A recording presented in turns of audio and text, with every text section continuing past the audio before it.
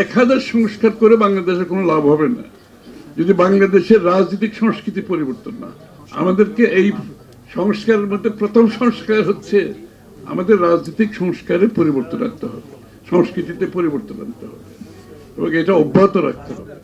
আমি অবাক করছি কেন সংস্কার করে ওরা গলা শুকিয়ে ফেলতেছে, কিন্তু সকলে সংস্কার প্রস্তাব জমা দিয়ে দিয়েছে অলরেডি, সকলে জমা দিয়েছে। এবং ডক্টর ইউনূস সাহেব বলছেন প্রথম থেকে যেখানে ঐক্যমত হবে সেই সংস্কারগুলো বাস্তবায়ন করা হবে। ঐক্যমত হবে, ওয়ার্ড হচ্ছে কি ঐক্যমত। তাহলে সকলে জমা দেওয়ার পরও কোথায় ঐক্যমত হয়েছে এই বিষয়কে জাতি জানে না, জাতিকে জানানো হচ্ছে না কেন? ডক্টর ইউনূস সাহেব বলেছেন বেশি হলে জুন, কম হলে ডিসেম্বর। আমার প্রশ্ন, এখানে বেশি কমের প্রশ্নটা কোত্থেকে আসলো? RICL TMX, যুগের পর যুগ স্থাপনা থাকে মজবুত। উনি তো নিজেই বলেছেন ঐক্যমত যেগুলো হবে সেগুলোর ভিত্তিতে সংস্কার হবে। আবার বেশি আর কমের ইস্যুটা কোত্থেকে আসলো? তাহলে কোনটা বেশি কোনটা কম এটা কে নির্ধারণ করবে? আমি যদি মনে করি, কেউ যদি বলতে পারে যে আমরা কমের মধ্যে সমাধান চাই, আর কেউ যদি বেশি চাই বলে আমরা বেশি চাই, তাও ভালো। তাইলে বেশি তো সমাধান আছে, কমের মধ্যেও সমাধান আছে।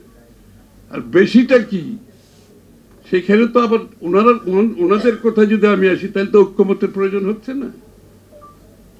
ঐক্যমত ছাড়া তার বেশিও হবে না, কমও হবে না। সুতরাং মূল বটম লাইন বিষয় হচ্ছে এখানে ঐক্যমতের পরিপ্রেক্ষিতে এখানে সংস্কার, যেখানে যে বিষয়গুলোকে জাতিকে বললেই সেটা প্রত্যেকটি দল কিন্তু প্রস্তুত আছে ঐক্যমতটা কোথায় জানার জন্য, এবং সনদের যে কথা বলছে সেই সনদটা সই করে নির্বাচনের দিকে এগিয়ে যাওয়ার জন্য। এখানে গোদামিলের কোনো কথার কোনো সুযোগ নাই।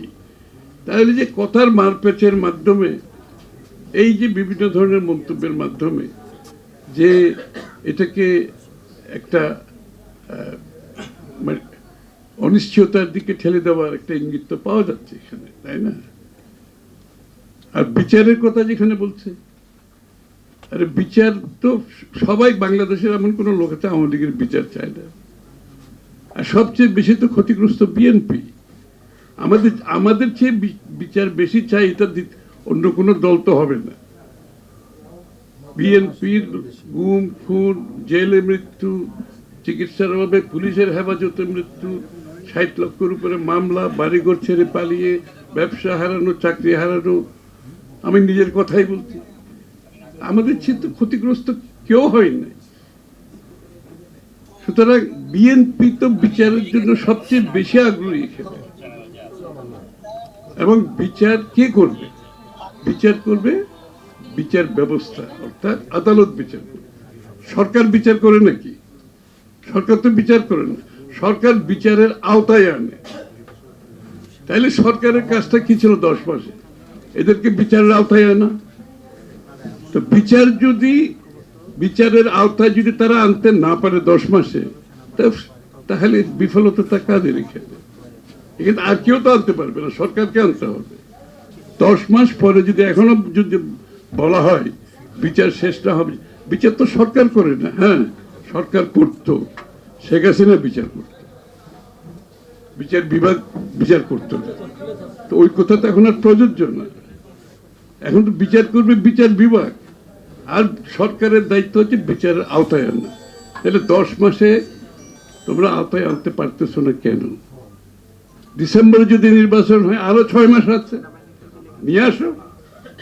কে মানা করতেছে বিচারের আওতায় আনতে? আমরা তো বলছি তারা যদি ডিসেম্বরের মধ্যে নির্বাচনের আগে বিচারের আওতা যদি কাউকে আনতে সমর্থ না হয়, আমরা তাদেরকে বিচারের আওতায় আনবো তো। কারণ আমাদের চেয়ে ক্ষতিগ্রস্ত কেউ নাই। বাংলাদেশের মানুষ কিভাবে ক্ষতিগ্রস্ত হয়েছে সবাই আমরা জানি। তারা যদি ব্যর্থ হয় কাউকে বিচারের আওতায় আনতে, আমরা তো তাদেরকে বিচারের আওতায় আনবো, কিন্তু বিচার করবে স্বাধীন বিচার বিভাগ, সরকার করবে না। আমরা ওই শেখ হাসিনার পথে আমরা বিচার করে সেই দায়িত্ব বিচার বিভাগকে প্রশ্নবিদ্ধ করে আবার বাংলাদেশকে সেদিকে ঠেলে দেওয়ার পক্ষপাতী আমরা।